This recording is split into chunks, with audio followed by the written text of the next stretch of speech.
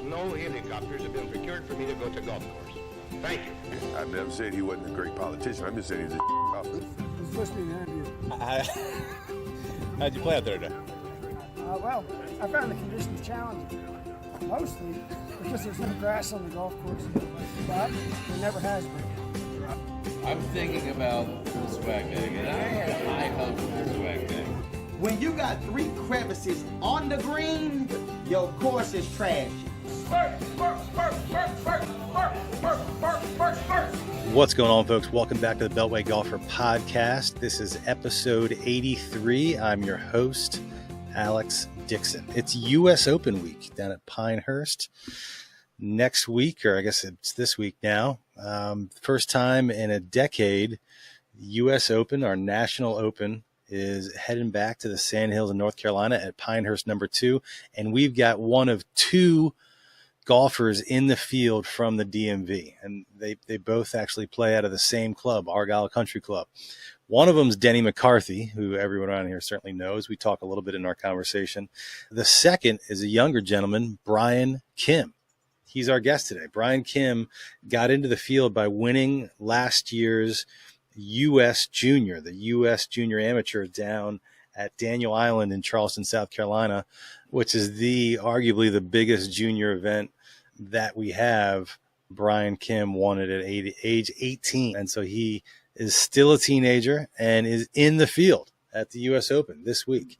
He just finished up his freshman year at Duke playing golf, but he's from the DMV, played high school golf at Sherwood High School in Montgomery County, and is a member at Argyle Country Club.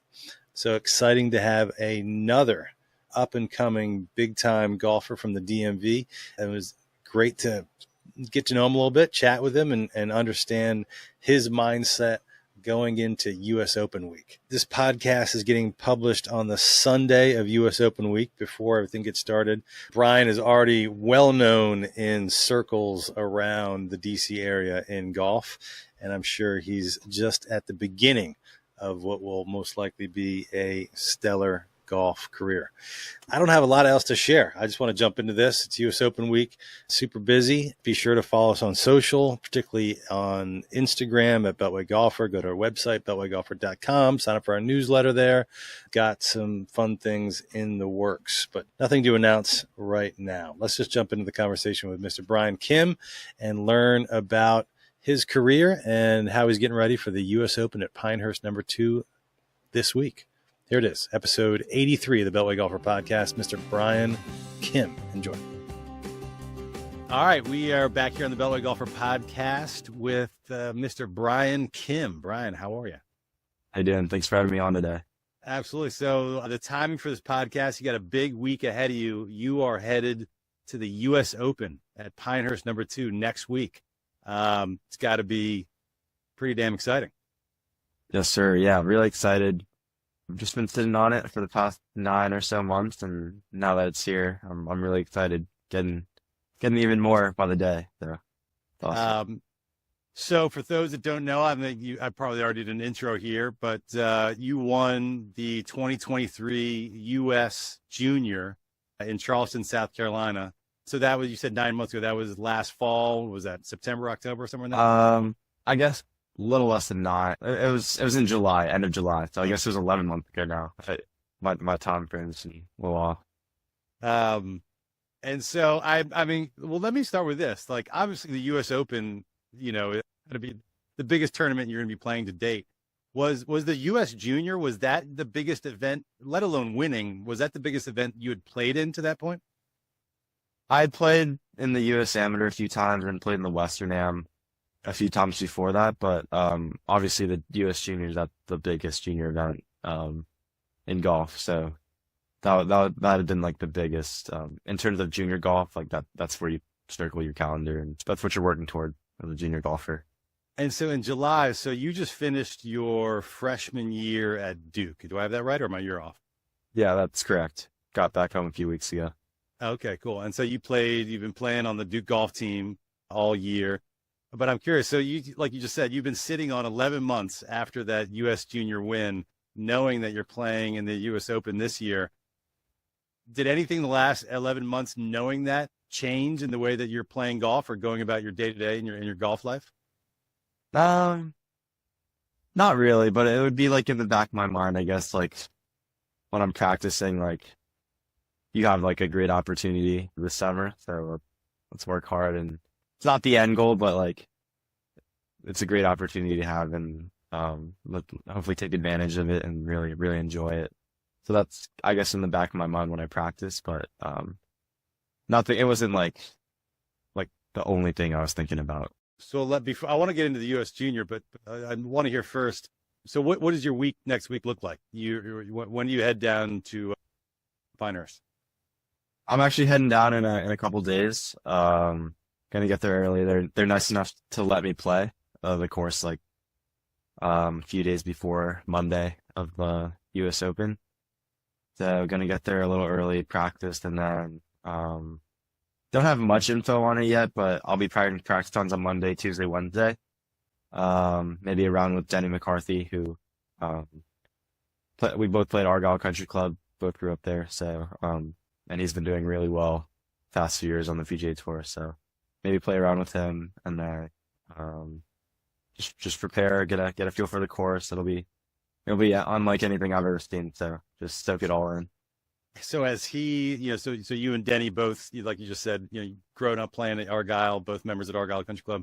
Has he kind of helped you prep for this at all beyond the potential of playing a practice round next week? Has he kind of mentored you a little bit? I played with him a few weeks ago, actually, at Pinehurst, because Pinehurst is only like an hour away from Duke. So I drove down there one of the days and just booked a tee time. And then when I checked him in the pro shop, like the guy in the pro shop said, "You're playing with Denny McCarthy today," and like totally by chance. What? And then I texted Denny. I was like, I think I'm playing with you today. And then he was like, "Oh, really?" So it was. We ended up playing around a few weeks ago. Literally, Yeah, just it was booked awesome. a tee time like average Joe, and you just happened to be paired up with Denny McCarthy, who not only is a tour player, not only also playing in the U.S. Open, but is also a guy that you know from your home club. That was 100% coincidence. Yeah, they were offering free practice rounds like whenever you wanted, like the That's USGA wild. was, which was really nice of them. But yeah, it's just like we never even planned it out, and we happened to play together that day, so it was That's pretty cool. cool. Yeah. So you've played the course. Did Duke play a tournament at Pinehurst #2, or you played events We at did. Pinehurst? Yeah, Wake Forest hosted an event there earlier this year in March, and we got to play it.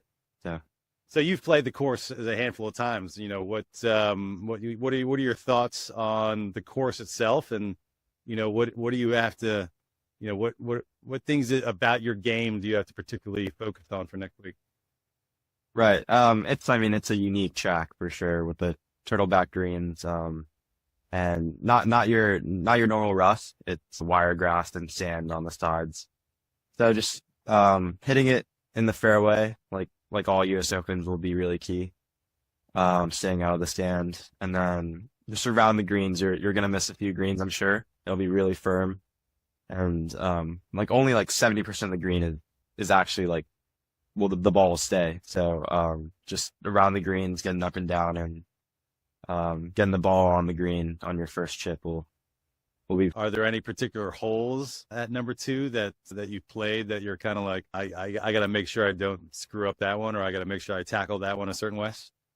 There's a lot of tough holes out there. I mean any hole is really tricky, but there's a few greens that are really tricky that you got to hit in the right spot, but nothing in particular that really. What during that round with Denny, did he share anything with you as far as prepping for a major, or just getting ready for the U.S. Open? No, not really. We talked about shots here and there, like maybe some possible pins, and we were actually playing with Derek, his caddy, that day, so they were talking about it a little bit. I don't think they'd never seen the course before that point, so they were just picking it apart a little bit.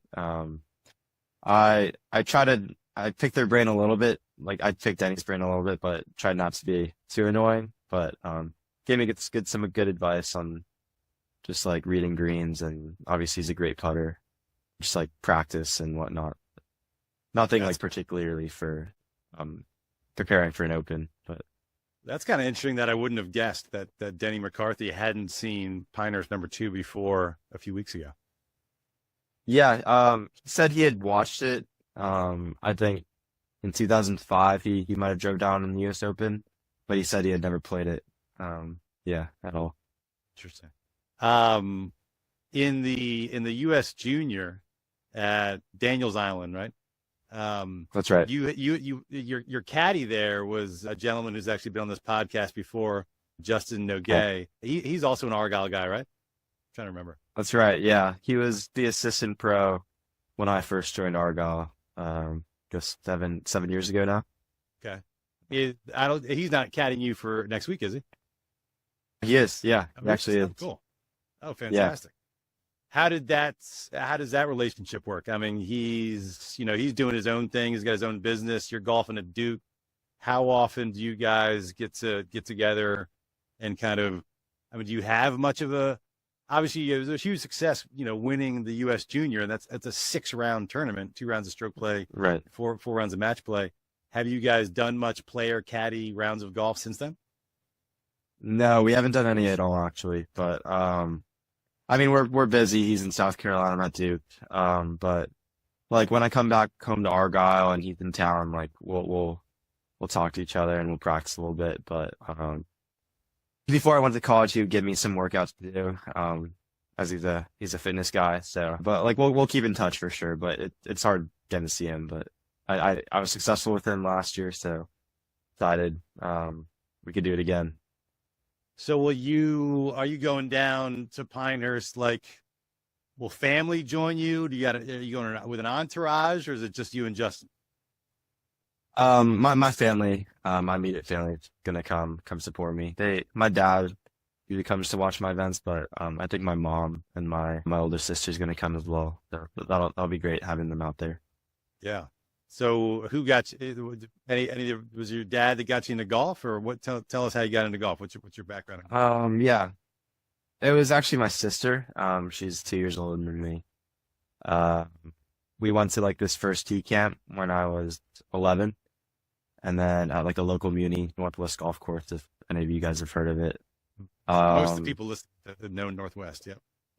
Okay, yeah. So we had like a first tee golf camp for about a week because my parents were dropping us off, going to work, and then my sister had already been to the camp before, I believe, and then that's where I really picked up the game. And she was better than me at the time, which I was not too pleased about. So like my goal was just to like start beating her or hit it better than her, and then eventually, like a year later, we joined Argyle Country Club. They have a good junior membership, and I would play with her every day.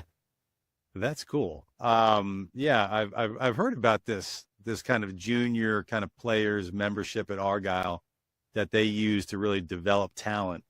Because there's a lot of good young golfers that come out of Argyle. Is it the way they kind of structure that junior membership play a big role in that? I think so. Yeah, definitely. I know Kevin Taylor and Bryan Hogan, the professionals at Argyle, are like, they're big supporters of developing the game, and I guess like junior golf is where you start out. So they have a good junior program at Argyle. And like growing up past few years, like I would always have a guy to play with, or even a group of guys to play with, just compete and spend all day together, practice around. So I guess just like having a group of guys to play with is always good. Makes it a lot more fun, less of a grind. So. Sure. And sorry if you already said this, but how old were you when you did that first tee camp at Northwest? I was 11. Yeah, going into 6th grade. Okay, so that means you played golf for a total of 7 years before winning. You were 18 when you won the U.S. Junior, correct? That's right. So I mean, it's kind of astonishing to go from not playing the game and then in 7 years win the U.S. Junior. At what point in that 7 years did you go from, this is a hobby to, wait a second, I'm pretty freaking good? Right. So actually I played a good bit of sports growing up, just like did a little bit of everything. But I think I won the Maryland Junior at Argyle Country Club at the home course when I was 14 in 2019. And after I did that, because there were some good players in the field, I realized like this is something I can really do, and I really like it, and I'm pretty good at it. I happen to be good at it, so I figured like I would love to play in college and maybe turn pro after that at the time. So that's when I started really playing competitively and took it more seriously. Got it. Pretty. That's wild. 3 years already winning some big junior tournaments. Did you? What about coaching? I know. Do you still work? At one point, you were working with Bernie Najjar. Are you still working? Was he your coach? Kind of. When did you start working with him? I started working with him when I was 15, so spring of 2021. So it's been about 3 years now, a little over 3 years. He's been great. Yeah, really helped me develop into a much better golfer. Just really helped tighten up my game, that's for sure. Before then, I worked with a guy at Northwest Golf Course named Bryan Kim, and we're still good friends to this day. But he just he helped me out. I would go to the range every day with him, and that's how I kind of picked up the game after first tee. That's cool. So, that's pretty impressive. Just how fast you got good. So when did the colleges start knocking on your door? Once they start seeing some of those, like the Maryland Junior win, or when does Duke reach out? Right. So NCAA guidelines say a college coach can't talk to you until June going into your junior year of high school. So when kids are around 16, that's when they can start talking to coaches. So I started talking to coaches then, and by then I'd won the junior, played some good events, finished solidly in a few junior events. So started talking to a few schools, and then later that year reached out to Duke, and then really liked the coaches, and then took my visit, and that was the place I wanted to go. There you go. How's the freshman year gone for you? It's been great. Yeah, met a lot of good people. Learned a lot of new things in golf and in school, but and living on my own too. But it's been a lot of fun. So the Duke team, I saw you guys made to regionals, but not quite the national tournament. Do I have that right? Right. Yeah. We did. Yeah. We made it to regionals. We were seeded to make nationals. We definitely should have, but we just fell short at regionals, unfortunately. I wish we could have went to nationals in San Diego, but we'll be there the next 3 years. That's for sure. I love it. And you're not the only guy from the DMV on the team, right? Do I have the right? Kelly Chin. He's from, where's he from? Fairfax? I know he's from Northern Virginia. He recently moved to Pinehurst, the Pinehurst area, when he went to college. But yeah, he grew up in Northern Virginia. I know he played Army Navy growing up. So yeah, we're the two DMV guys on the team. Got it. Okay, very nice. Well, let's talk about so last year a little bit. Your U.S. Junior win. First of all, was that your first attempt at the U.S. Junior, or had you played the tournament before? It was actually my third attempt. Yeah. So I played it in 2021 at CCNC, and then 2022 at Bandon Dunes, and last year at Daniel Island Club. Got it. For those that don't know, tell us a little bit about the U.S. Junior, because I watched some of it on TV. And I watched some highlights, after the fact.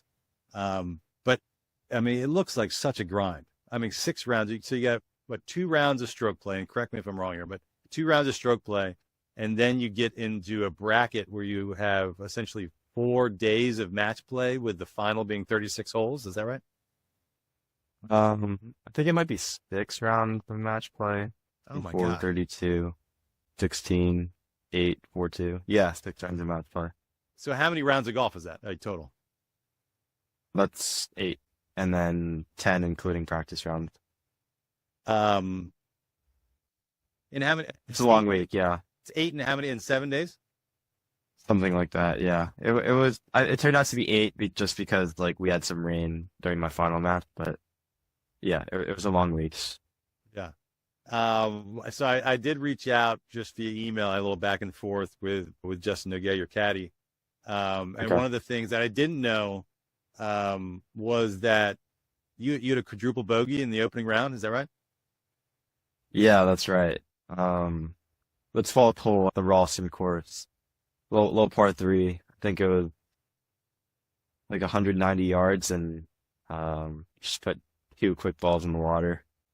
Oh wow. Unfortunately, just hit the same shot twice, and I was like under par at that point, but then quickly a few over after that.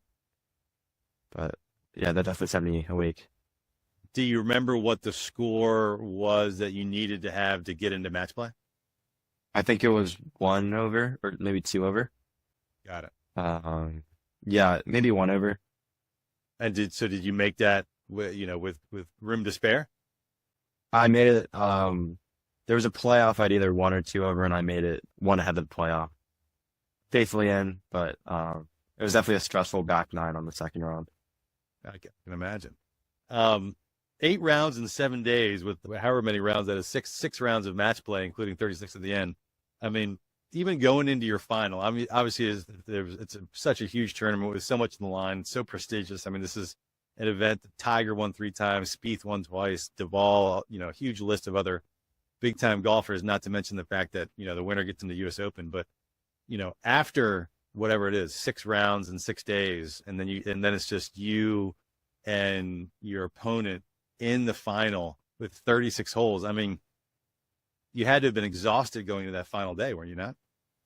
I was really excited, though. Like it kind of took over any exhaustion I might have had.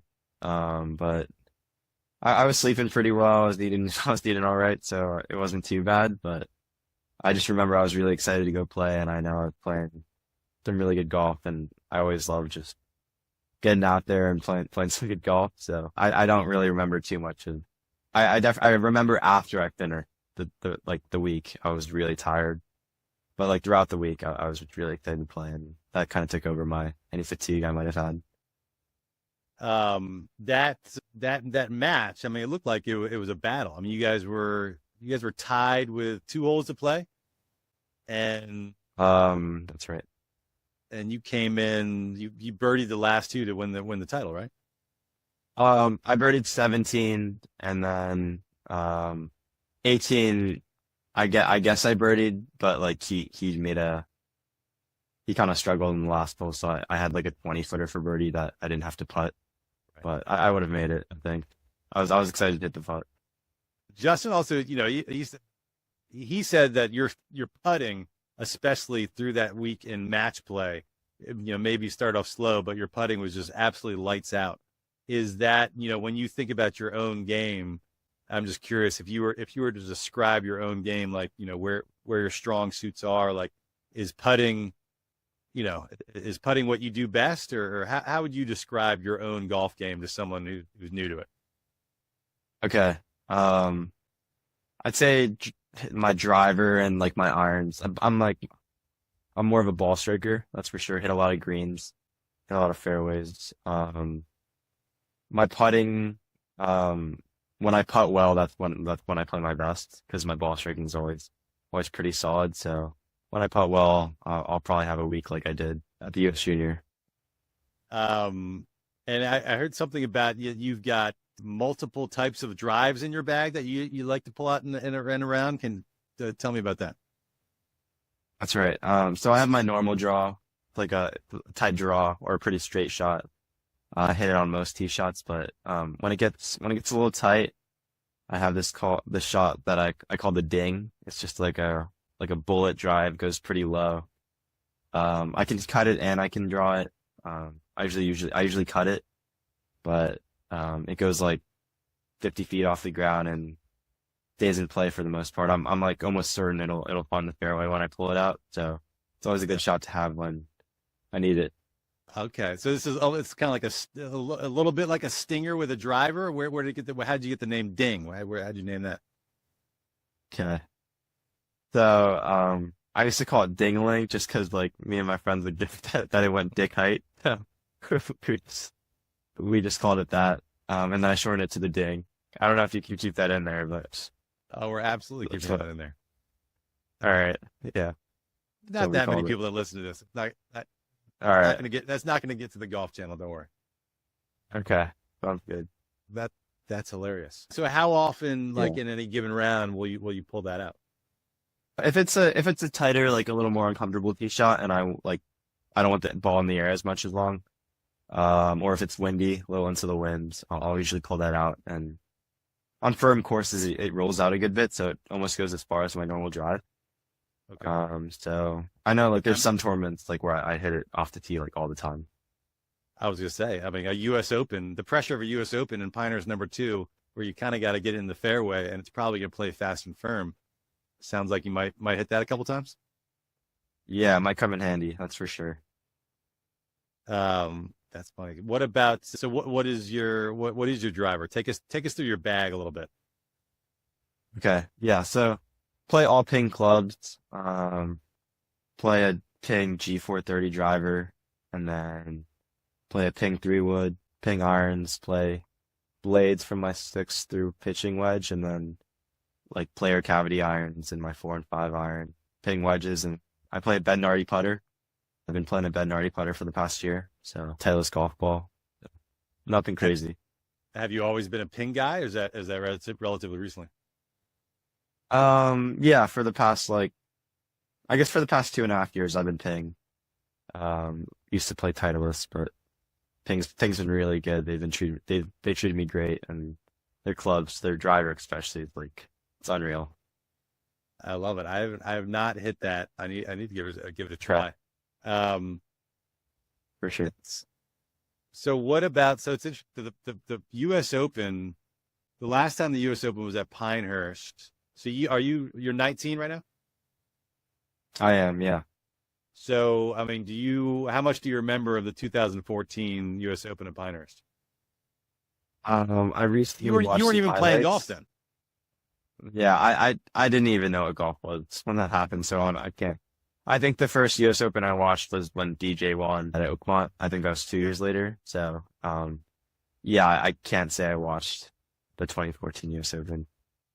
I mean, I tell you what, you're going to give a lot of people confidence, or even like other juniors or kids, the fact that you didn't even pick up a club until you're 11.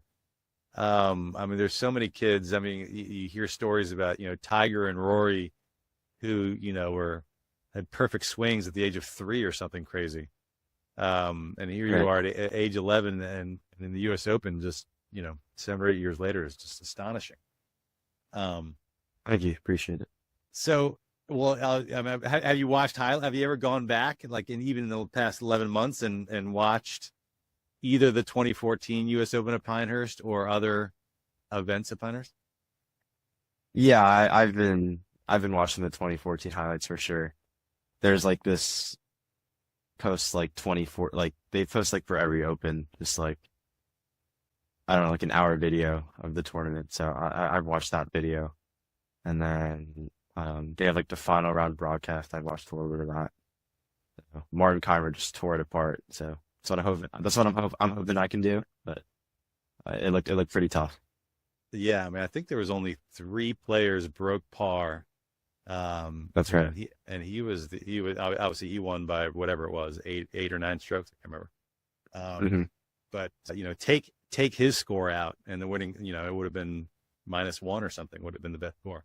Yeah, that's right. So we'll see, but that's crazy exciting. What else? So so not only did you pick up the game when you're 11, you're an Argyle guy, but you're also a Montgomery County public school guy. Played your high school golf at Sherwood, right? That's right. Yeah, I graduated from Sherwood last year, and it was a good time. I love it. I'm a Montgomery County public school guy myself, although many moons ago. Walter Johnson. Okay. Nice. So yeah. What was Are you tearing apart Montgomery County high school golf, or what was the competition like there? Right. So my freshman year, I played, and I had a few friends on the team that played at Argyle with me. So like we had a pretty decent team. We never won states actually, and then I never won states either individually, which was I kind of wanted to do it just to say I did it, but I got second my senior and freshman year, but never quite got it done. But sophomore year, they still do states at University of Maryland's course. They do, yeah, that's right. And then we didn't have a season my sophomore year. That was COVID. And then I played freshman, junior, senior year. Yeah. That's interesting. So even in your sophomore, because it's interesting. So during COVID, golf famously was like the one thing you could do. Right. But yeah. I guess, and I know a lot of athletes lost their sports years, but I guess it didn't occur to me that golf was also one that people couldn't play. I think Montgomery County Club was just shut down all the sports programs and whatnot. Yeah, that makes sense. That's cool. So you're at Duke. I got some non-golf questions. Okay. As a member of the golf team, have you been to a game at Cameron Indoor, and are people, they're still, the Cameron Crazies are still setting up tents? Did you do that? You haven't done that, have you? No, I didn't quite do that. We were traveling a little bit too much this spring, but before the UNC game every year, there's tenting for a few weeks. It's quite brutal actually, because it's still pretty cold. But no, I did not do that. But I went to quite a few games. Maybe not quite a few. I went to like 4 or 5 games. Whenever I'm in town, I try to go to as many games as I can. So it's always a great time, and there's nothing like it in sports, I don't think, at all. Yeah, absolutely. Have you gotten any, they're used to, the Maryland Duke quote unquote rivalry isn't quite, they're not even in the same conference anymore. But right. Did you have, when you did choose Duke, did you get any kind of elbows in the side saying, now you're the enemy kind of stuff with so many Maryland guys around here? I definitely did. That's for sure. At Argyle, when I committed to Duke, I'll get a little shit here and there, but and there's a lot of UVA guys at Argyle as well, so another ACC rival. But like everyone was pretty happy for me, which is great. But they would just give me a little trouble here and there, just for Duke, but it was all good. Not to look ahead. Obviously, next week is I imagine that the biggest week of your golf life. But if we're allowed to look past it, what do you, aside from just playing Duke golf for the next 3 years, are there other events on your other big amateur events? Like, do you still try to play in the U.S. Amateur? Like, what other big things are on your calendar? Right. This year I'm playing the Western Am and the U.S. Am after taking a pretty light summer schedule, but just playing good golf and hopefully winning some elite amateur events. Like the higher amateur events would be great. Put my name up those, and hopefully just building up to a certain point that by the time I graduate, I can turn professional and put a mark on the professional game. But until then, just working hard day by day, and that's my goal. I love it. I got to ask it but the backup plan, have you chosen a major yet? Yeah. Thinking of majoring in econ. Okay. Econ's a pretty big major at Duke. One of the like the more famous majors at Duke, I guess. So doing that, and hopefully it'll be a good backup plan. Yeah, well, you're smarter than I am if you're majoring in economics at Duke. So before I let you go, yesterday I went out to longest day in golf, U.S. Open sectional qualifying at Woodmont, which you took part in last year, because I remember watching a couple holes. Obviously, I imagine a huge relief not having to do that again. But what do you remember from last year, trying to get into the U.S. Open the hard way? Or I guess That's I mean, right. What you did, what you did is the hard way, a different way. Yeah. It was a long day, it's for sure. Woodmont's always a great track to go play. I any chance I can go out to Woodmont, I would take it. I actually went out there today. Played the North course. Same pins, nice. so it was pretty cool to see. But I remember just being really tired that second 18. Just like I had shot even the first round last year. Like was kind of in contention to make the cut, but just kind of got a little fatigued on the second 18 and kind of fell out of the mix. But it was a lot of fun, and like it was cool. I think it's like one of the cooler things in amateur golf and like in golf, just like being able to play with like alongside in the same field as like Mark Leishman or some of the pros, and I guess this year like Adam Scott played in it. It's always like you can't always say that you played in the same field as Adam Scott or a professional golfer that you see on TV every day. But I remember in my group I was playing with a guy that actually got through, Michael Brennan. So Sure. I thought that was pretty cool to watch. Yeah. Longest day in golf is Wake Forest guy, right? is something really cool. That's right. Yeah. Just graduated. Really cool guy. And now you're a Duke golfer. You're a U.S. junior winner. When you do come home, like you just said, you played Woodmont. You said you played Woodmont today? I did. Yeah. Woodmont Earlier today. Are you still a member at Argyle? I am. Yeah. Still a member at Argyle. Like, can you, you're a known entity now. Can you kind of get on wherever you want? Haven't been home long enough to do that, but like I play with a member out there at Woodmont today, but I can always go play with Argyle whenever I want. So I haven't tested my luck out. Sure. I'm sure. Couple phone calls. What about your time at Sherwood? What was your home course, and just what are some other courses in the area that you're fond of? Right. Never really had a home course for Sherwood golf, but I guess we played Hampshire Green